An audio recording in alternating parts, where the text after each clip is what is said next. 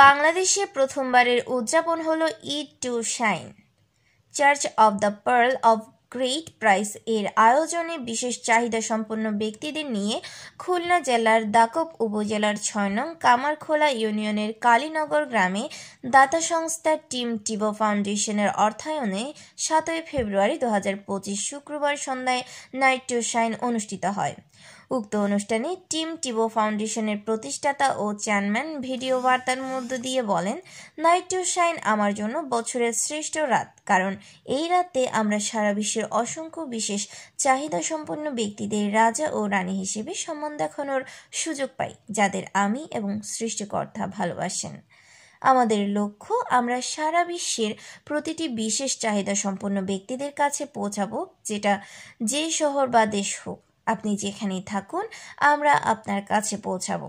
অনুষ্ঠানের সভাপতিত্ব করেন church of the pearl of great প্রাইসের প্রতিষ্ঠাতা, চেয়ারম্যান ও পাস্টর অসিত সরকার।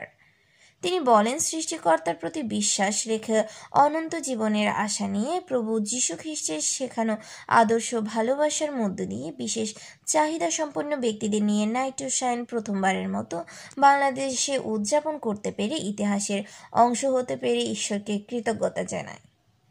মোহাম্মদ মিজানুর রহমান, ডাক বাংলা টিভি, খুলনা।